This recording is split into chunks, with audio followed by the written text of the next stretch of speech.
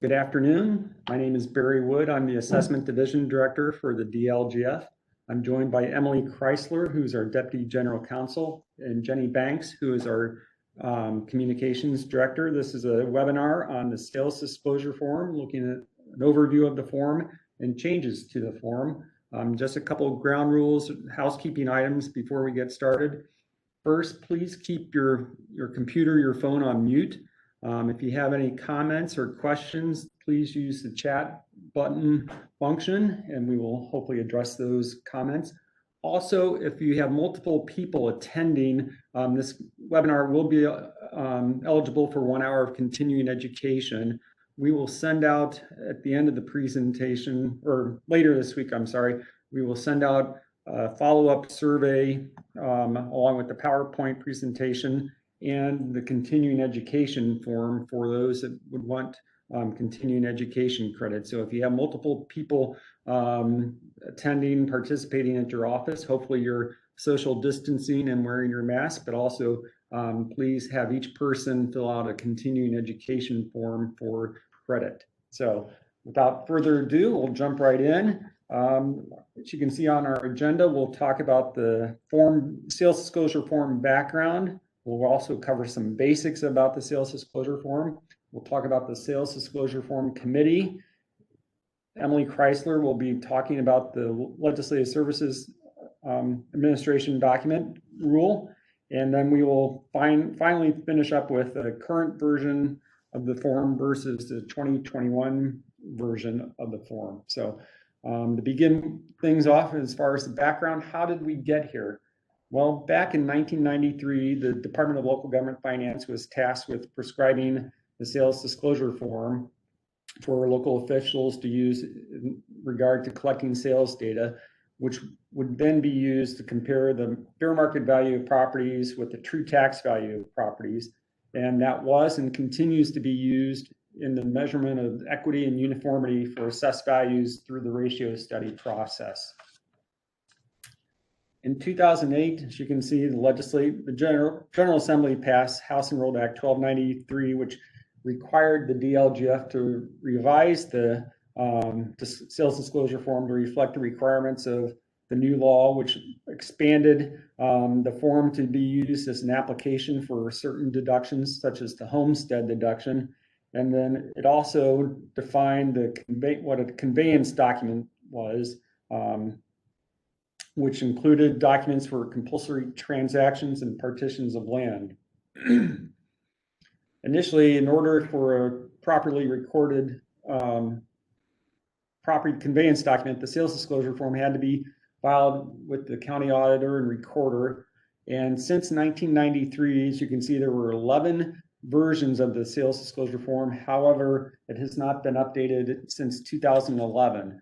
And certainly a lot has occurred in the past 9 years. So the question is, well, why haven't you updated the form? Why hasn't the DLGF taken action to update the form in 9 years? Well, unlike other forms like our personal property forms, which we update on an annual basis that reflect changes in the dates or any legislative issues, the sales disclosure form is done in conjunction with our rules.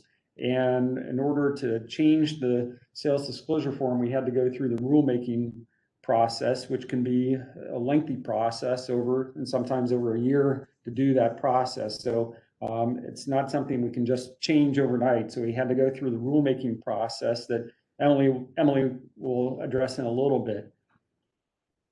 The sales disclosure form must be completed for any transfer of real property interest for valuable consideration that is transferred under a conveyance document.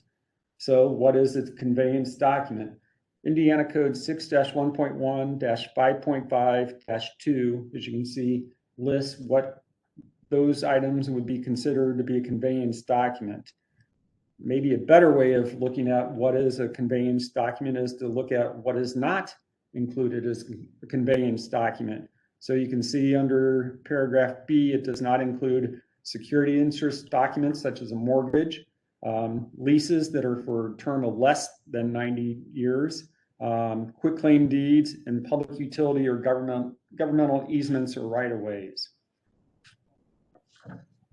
So who must complete the sales disclosure form? Well, it must be completed by the transferor and the transferee. And all the parties may sign one form. However, there have been situations or instances where the parties do not agree on the information. So the law does allow each party to sign a separate form. In terms of how many people must sign the form, especially in those situations where there may be multiple people, at least one person from the transferor side of things and one person from the transferee must sign the form. But if you had 3 or 4 or 5 individuals on one side, all those individuals do not need to sign it. It just needs to be at least one person from the transferor and one person from the transferee signing the form. So back in mid-2018, Commissioner Wes Bennett formed a sales disclosure committee to look at revising the form. It was chaired by Stacy O'Day, who's the Allen County Assessor, and representatives on the committee included an individual from the Land Title Association, the Indiana Association of Realtors, Nexus Group, the Indiana State Bar Association, and the Indiana Business Research Center. The Sales Disclosure Forum Committee met several times to discuss potential changes and improvements to the form. We engaged stakeholders and got feedback and questions from local assessing officials and stakeholders on the form revisions.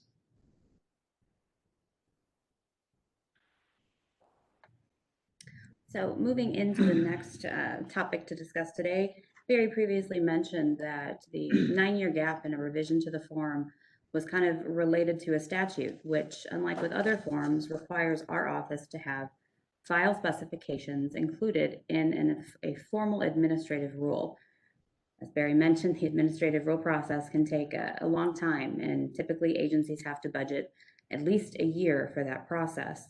So we decided to undertake the project of not only revising the form, but also updating the file specifications that would go along with those revisions. So to start that out, we did a notice of intent, which was published in December 4th of 2019, which that date is pretty significant because it shows that with the Sales Disclosure Form Committee forming in the middle of 2018, that committee worked for a year and a half to really take suggestions, look at what areas could be improved with the form, how to best utilize the information that's coming in to really kind of get to the completed product that made up the file specifications that we incorporated into our rulemaking effort. So notice of intent to kind of kick off the formal process began in December, and then the proposed rule was published in May of this year. And then we had a corresponding public hearing for the rule on June 24th, 2020. And as you can see on the slide that's being presented, there are hyperlinks for each of the dates, and they have the corresponding documents that will take you to the Indiana Register's website and to show what was done. From the proposed rule to the final rule, there were very few modifications, so the proposed rule has a good overview of the file specifications that were changed. Now, the final rule for this rulemaking effort that contains all the file specifications, it did contain one minor revision, like I mentioned, but overall, it was adopted by the department in July of 2020. The final rule documents and the entire binder are currently being reviewed by the Office of the Attorney General. I actually received an email from them today, so they're in the middle of conducting that review, and the statutory deadline for them to provide the final approval or additional action that needs to be taken will be November 1st, 2020. So we've been working very closely with the Office of the Attorney General to ensure that the rule gets past that final finish line so that we can effectively implement the new form and the file specifications that correspond to those beginning with January 1 of 2021. So any additional information that's related to the rulemaking effort that we did in tandem with the updates for the form can be found on either of the following links that are provided in this slide. The first one takes anybody to the rulemaking docket portion of the department's website. And on the docket, you can see any of the additional information related to the file specifications and the updates, as well as information that's related to our other rulemaking effort that we did at the same time regarding updates to the assessment administrative rules. And the second link will take you to the Indiana Register's page that is specific to this rulemaking effort, 19-635. So yesterday, when Jenny Banks sent out the, excuse me, the invitation for the webinar, I believe she included the attachments of the revised form and the addenda to the form. So hopefully everybody will have that. What we're going to do is go through a summary of the revisions and then do a comparison of the two versions. So the modifications primarily, as you can see, related to grouping the data fields together in a more logical way. We looked at the form and we said, how can we make this better? How can we make it easier for not only those that are submitting or filing the forms, but also for the end users, the assessors? How can we make it easy, make it flow in a better fashion?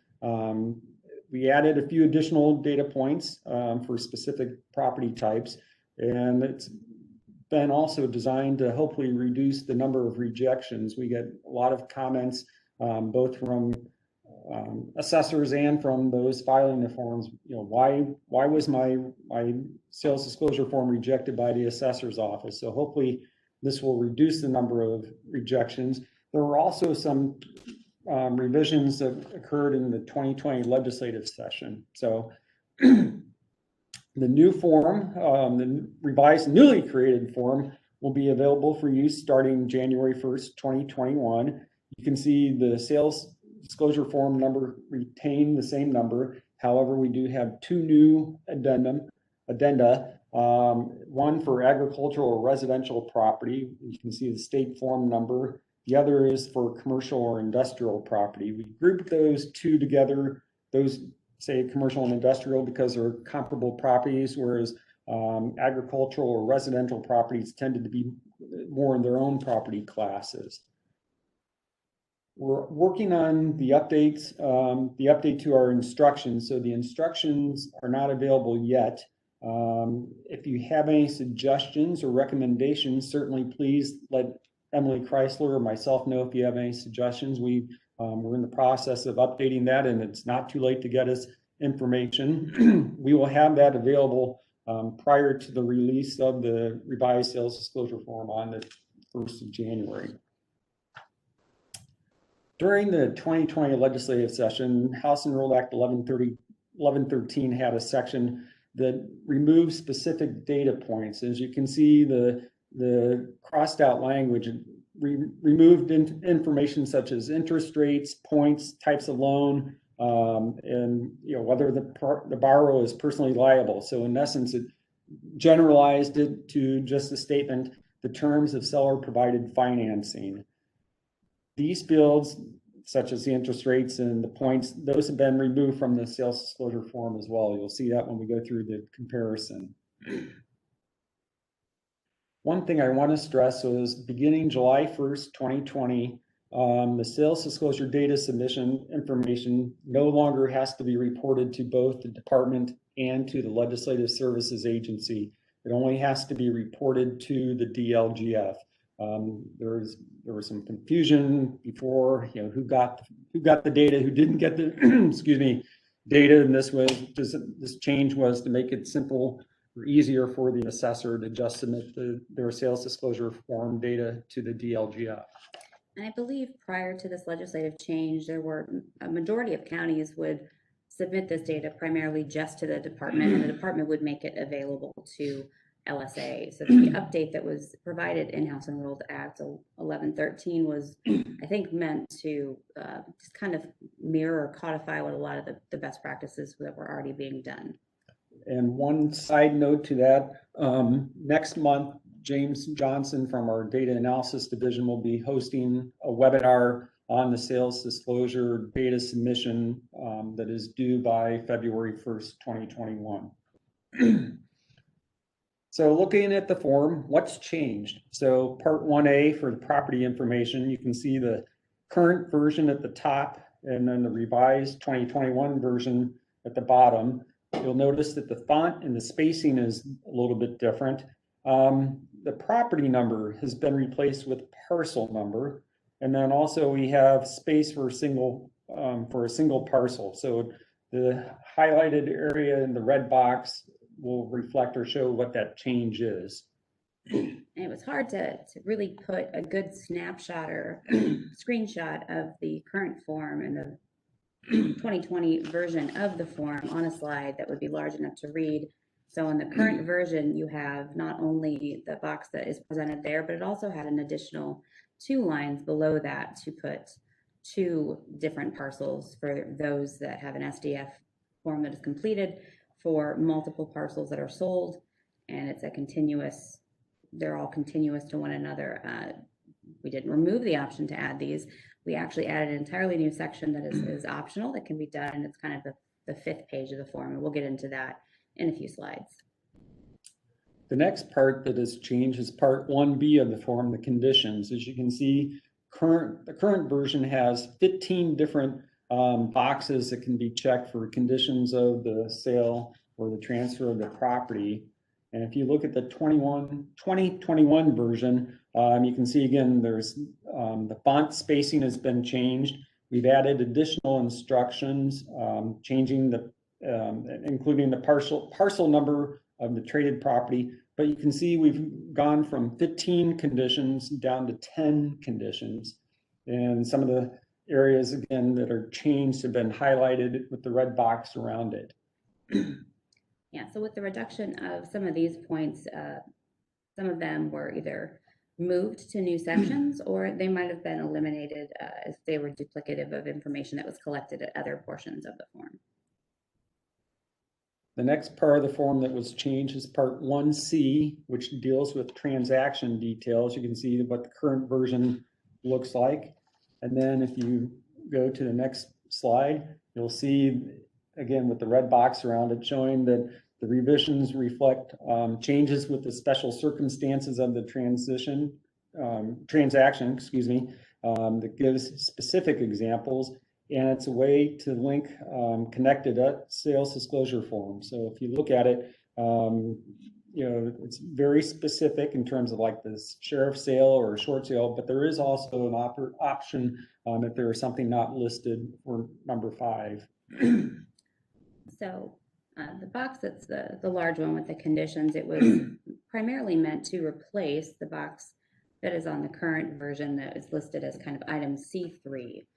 Deals with unusual or special circumstances. It was currently it sits as kind of a free-form text box that we found a lot of different preparers and counties were putting additional information in there that wasn't necessarily related to kind of the transaction details. They were putting either identifying information about the buyer or seller.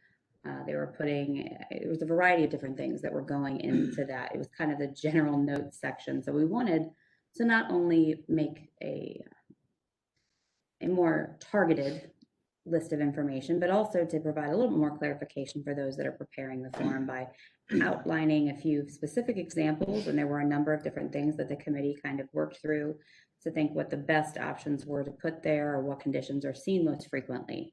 And then as Barry mentioned, the transaction, that it includes multiple sales disclosure forms. This will typically be if the transaction included multiple parcels, but they weren't contiguous. So you had to have more than one sales disclosure form. By doing this, we wanted to provide a resource to help local assessing officials have a good way to try to tie the different forms together if they were all related to the same transaction.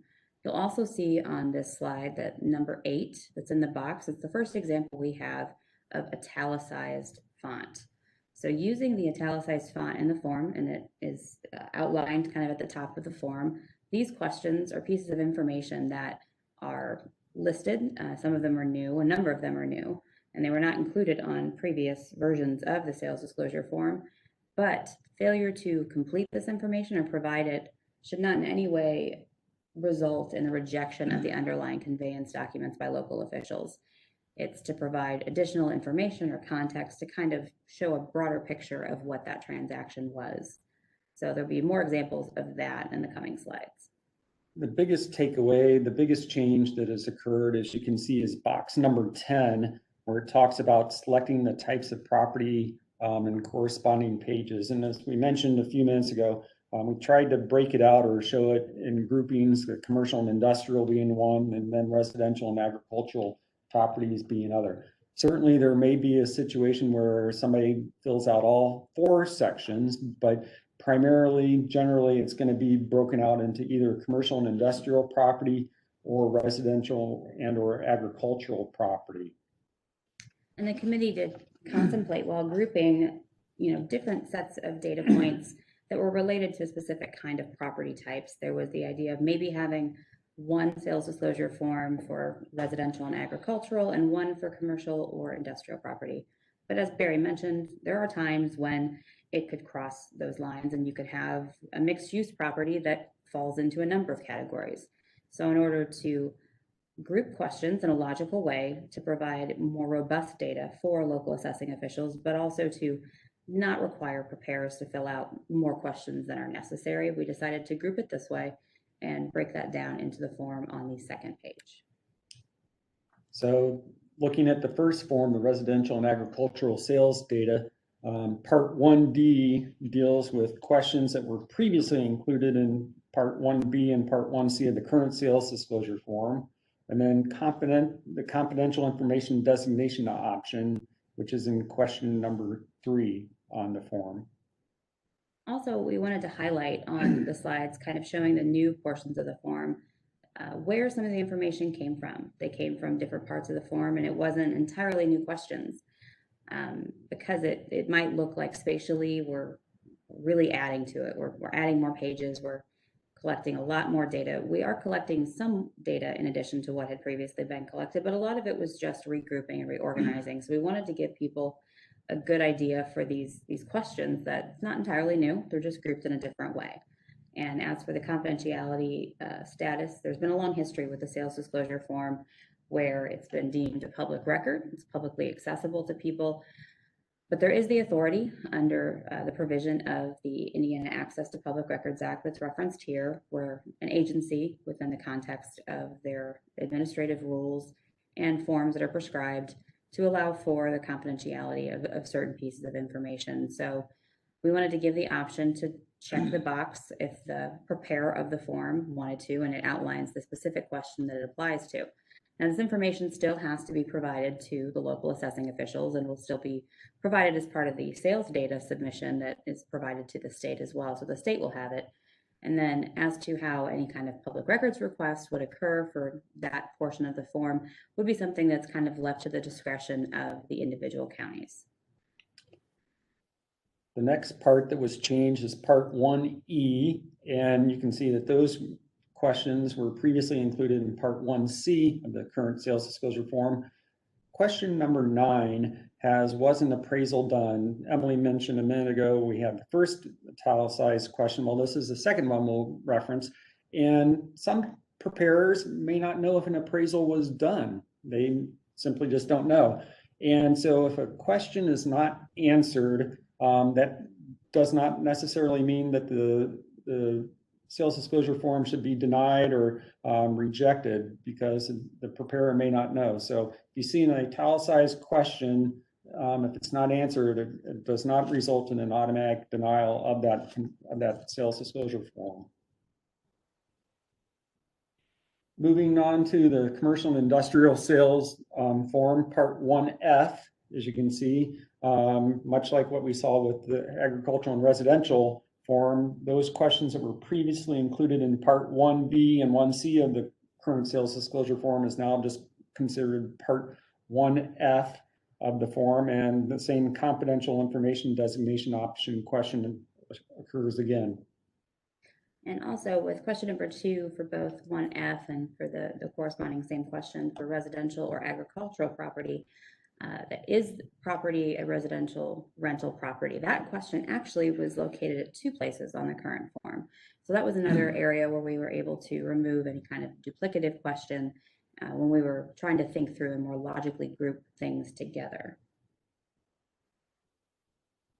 On Part 1G of the commercial and industrial finance data section, that was in Part 1C of the current form. Again, we have another italicized question.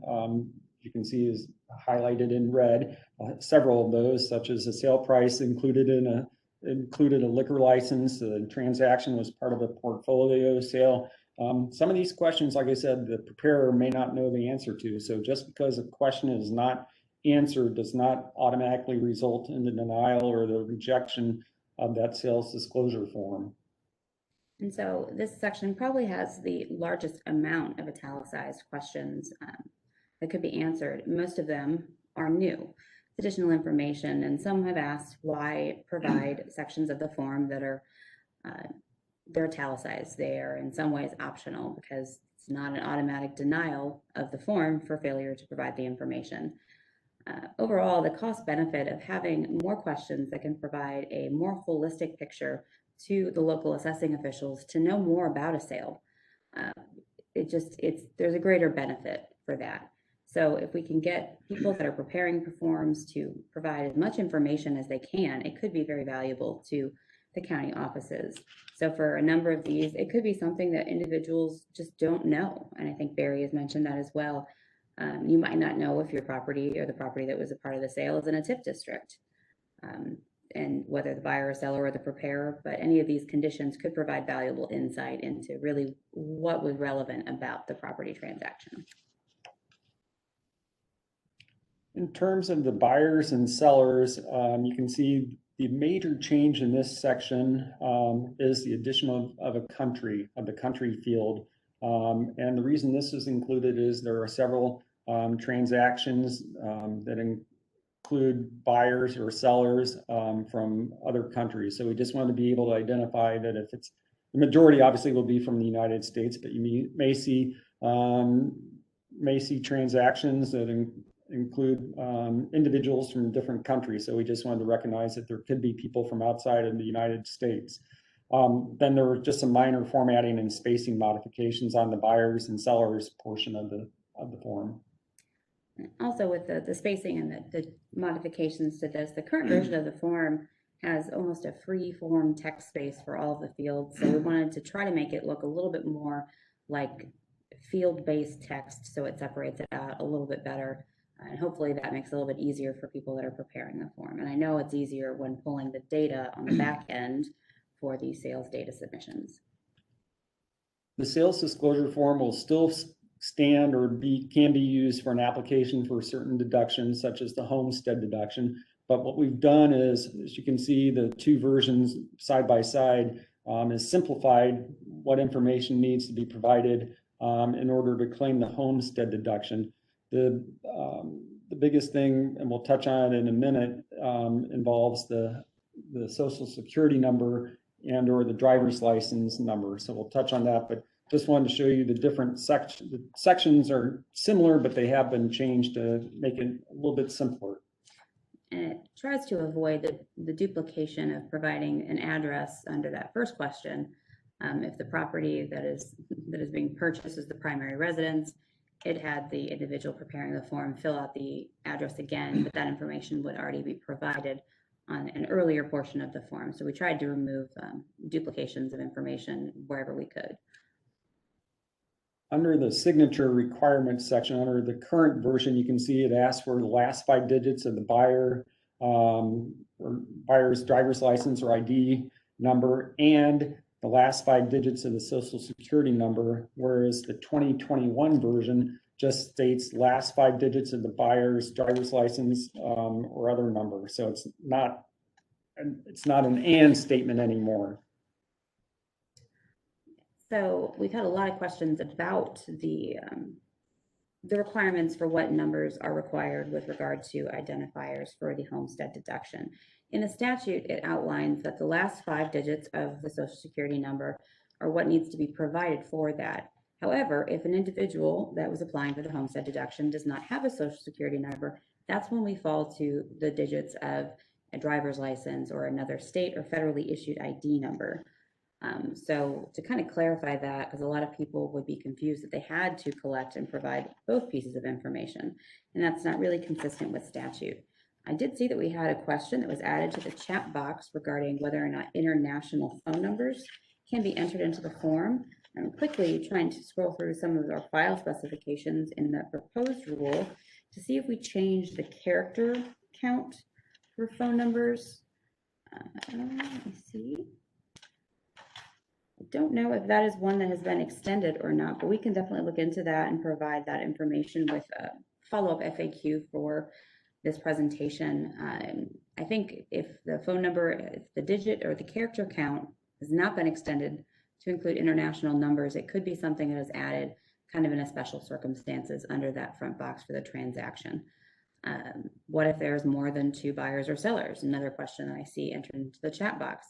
If there's more than 2 buyers or sellers, as very identified at the beginning of the presentation, statute really only requires 1 buyer and 1 seller to complete and sign the form.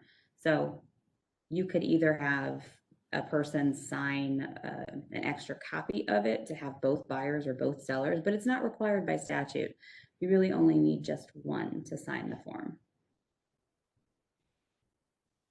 The next portion of the form deals with the county auditor section, and this specifically looks at the state sales disclosure fee, and it's been referenced as the disclosure fee. So you can see there's 2 highlighted boxes, the one in the middle, number 1, state sales disclosure fee amount collected. And then if you look over to the right, the middle box, number 7 is state sales disclosure fee collected, yes or no.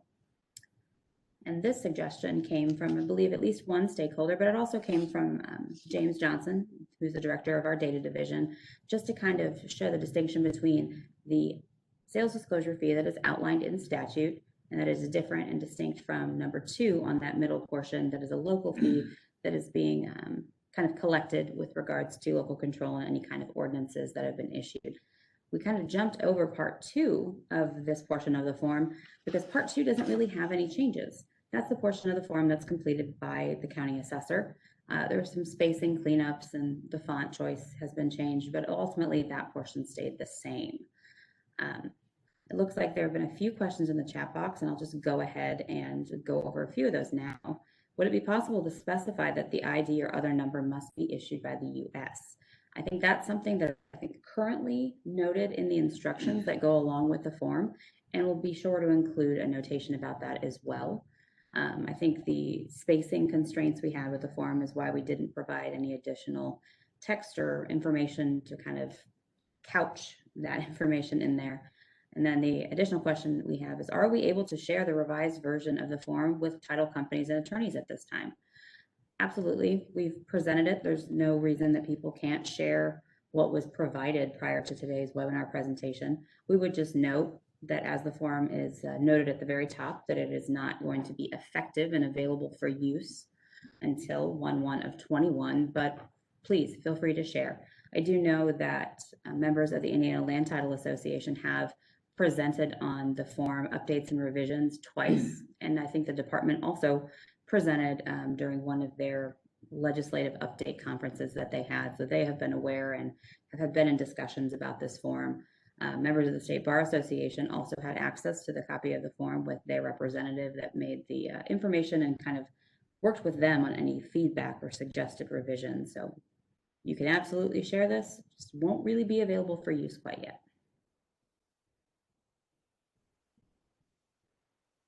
A new section has been added, and this is for transactions that involve multiple parcels. So this will allow for up to 8 additional parcels to be added. Certainly there have been a lot of transactions that occur where you have multi-parcels included in the transaction. So this will allow for up to 8 additional parcels to be included.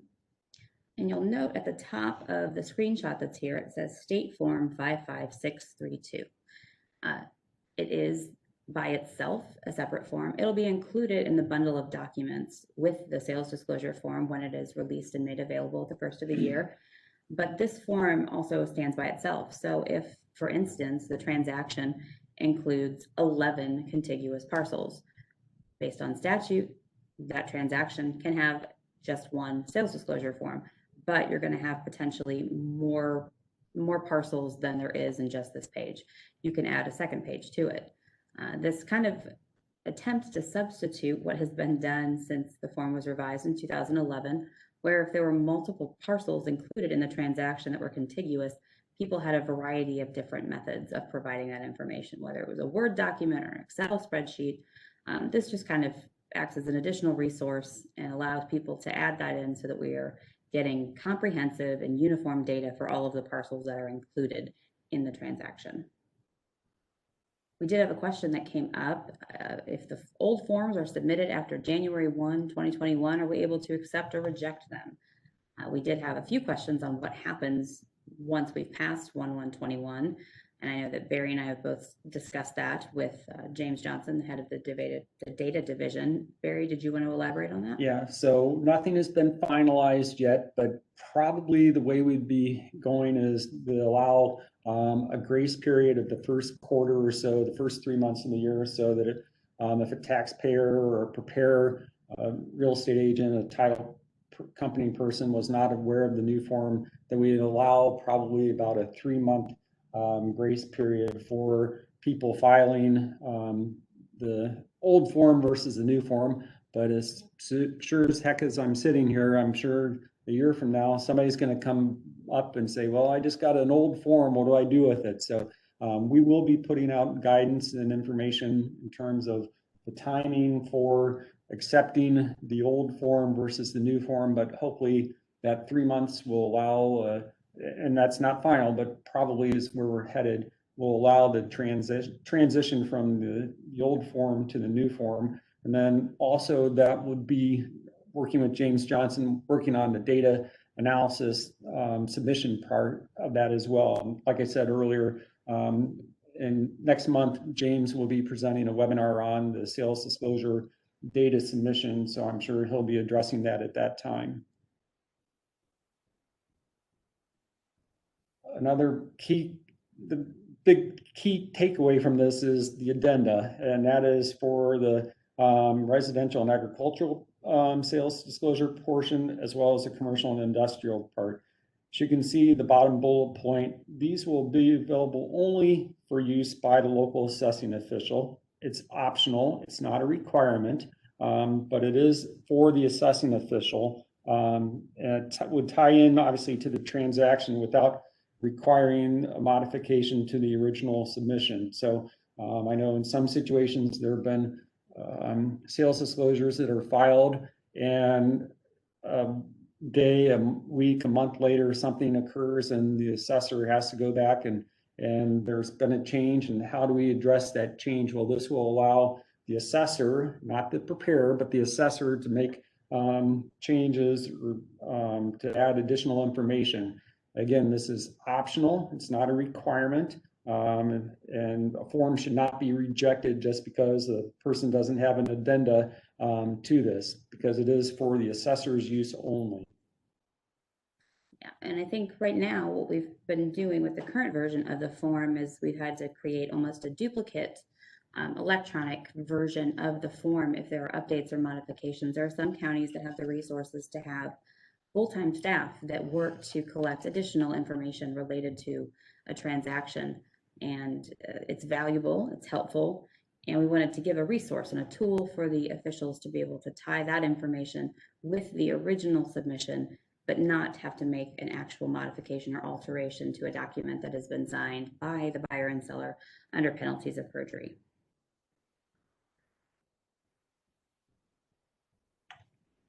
So as you can see, these are the two new addenda, and one is for agricultural and residential property, the one on the left, the header on the left. The other is for commercial and industrial property on the right, with the state forms underneath.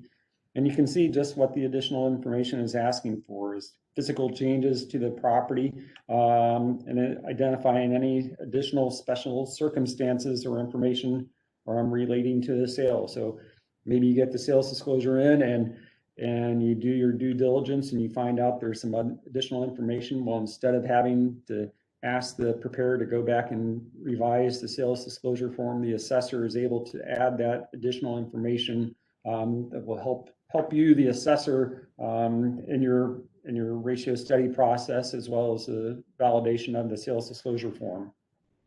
And for the two addenda that were forwarded along with the updated version of the sales disclosure form, you'll see that the bulk of the information that is on the addenda is the same as what the form looks like itself. That allows for the local assessing officials to track and place that information. And this kind of catch-all box can be just different circumstances or things that happened that weren't really contemplated by the form. I could give an example, but the idea is that that box is for things that we haven't contemplated. So I really couldn't say right now what you would put in there, but that's kind of just a general comment or note box for the person that is completing the addenda. So for both of the addenda forms, they include the same fields, like I said, and it's just really the additional information that is relevant. And that F2, as you saw for the screenshot, is really just where those comments kind of go into.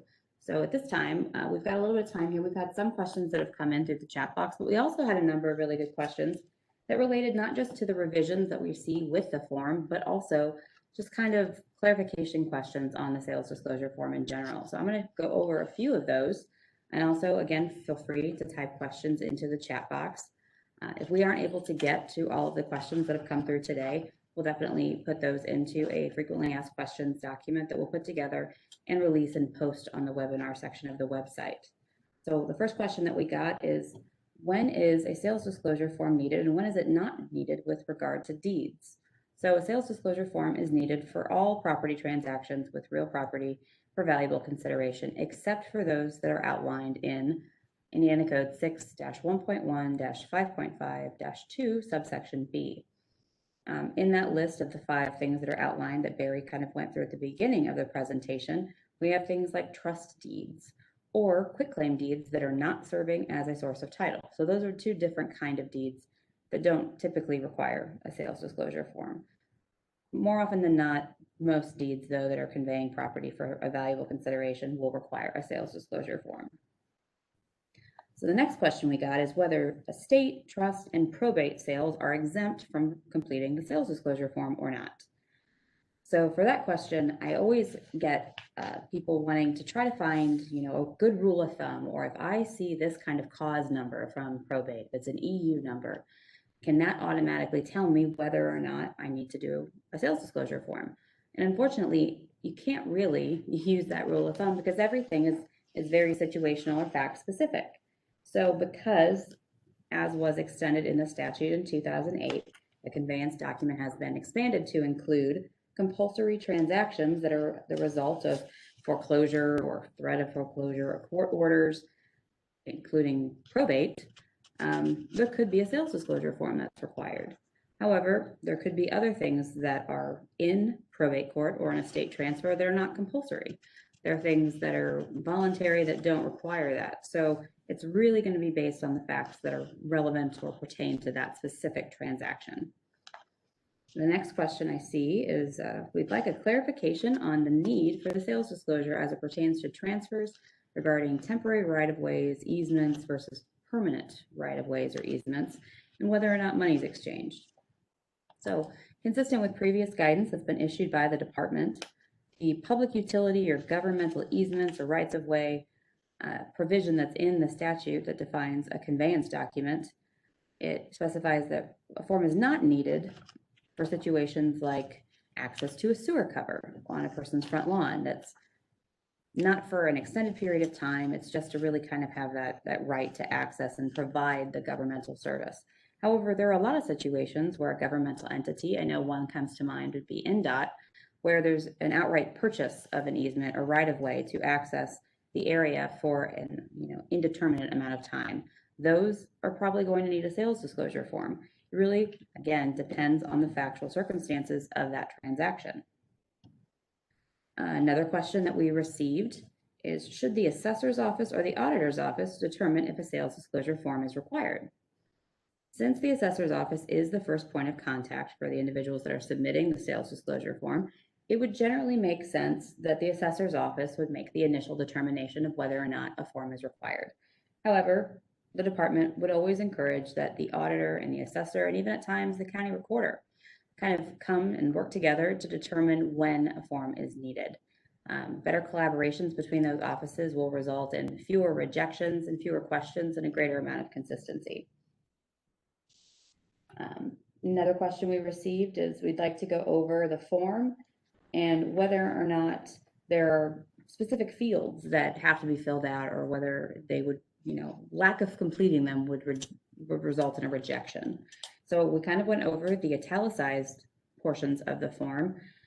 And I know that we like to leave a lot of things up to kind of the discretion of the local officials, but there is, with regard to the sales data submission process, with the file specifications, there are a number of them that we have marked for that purpose of that data that is being rolled, that is marked as required.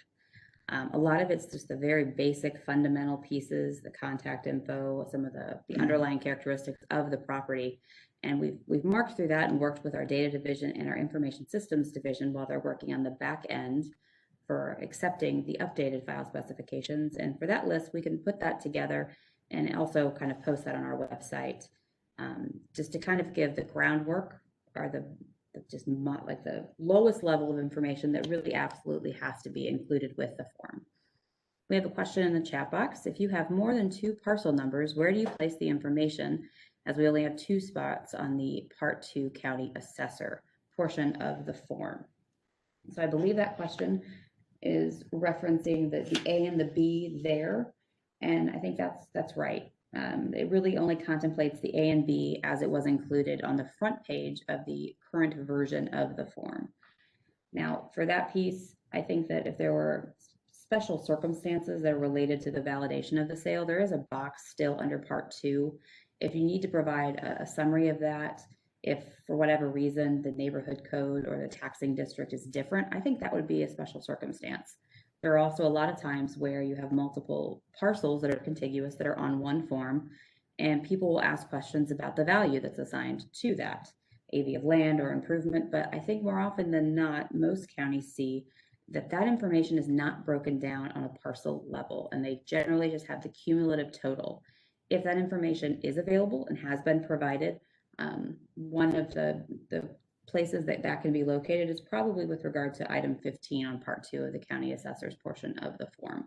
We did contemplate adding additional lines for A and B on the form to correspond with the 5th page, the optional 5th page that we added, but we received a lot of feedback from a lot of counties about wanting to make sure we weren't making the sales disclosure form several more pages. So we tried to keep the page count down to save printing costs for counties.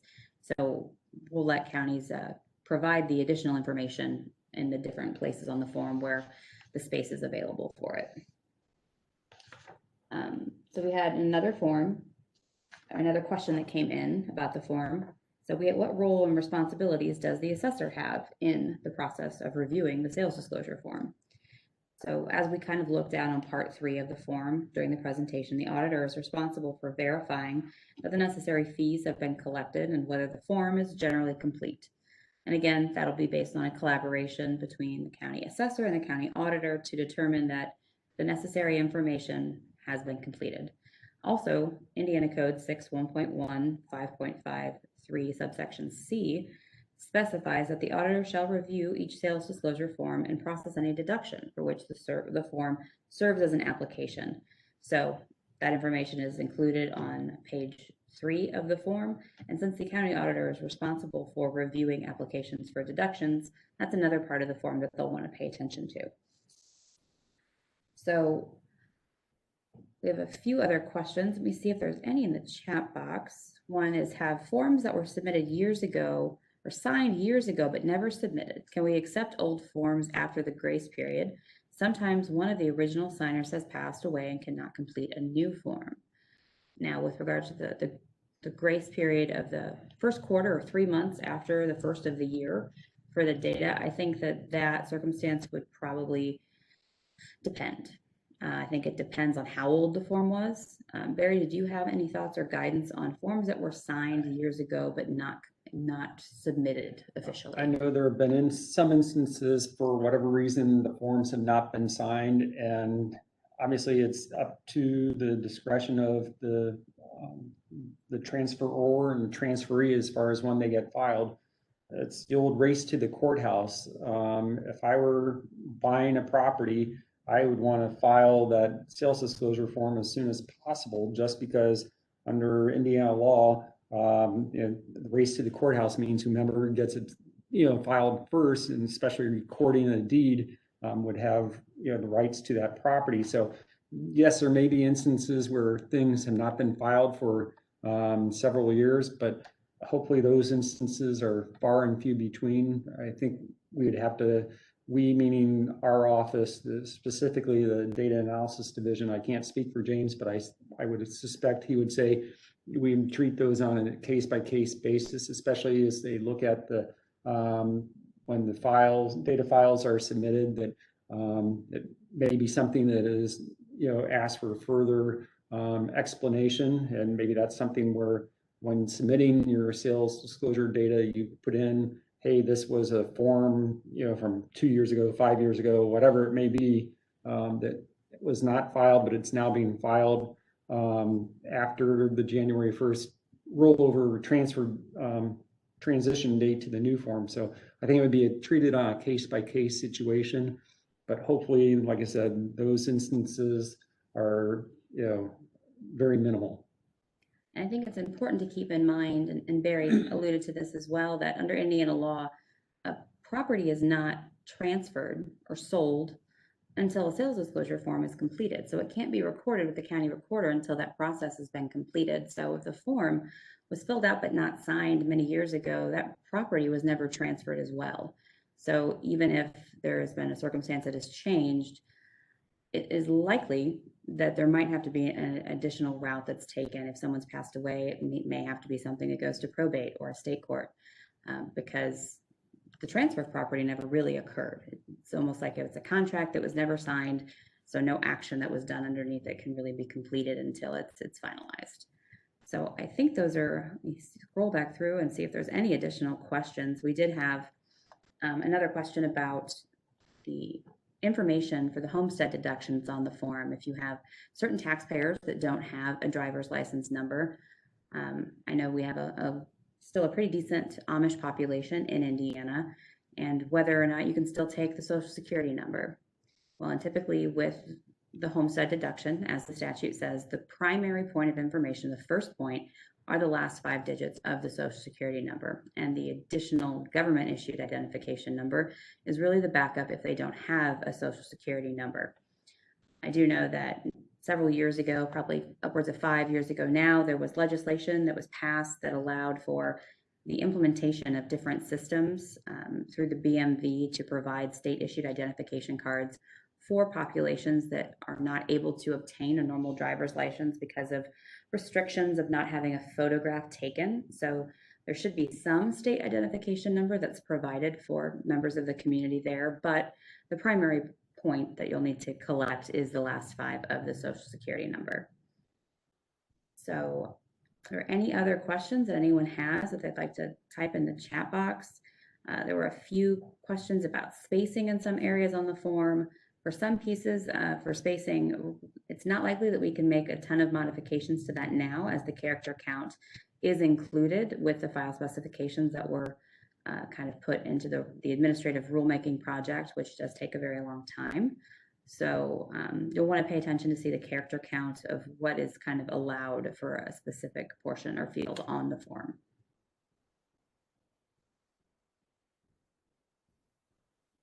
If you do have any additional questions or concerns, or I mentioned we're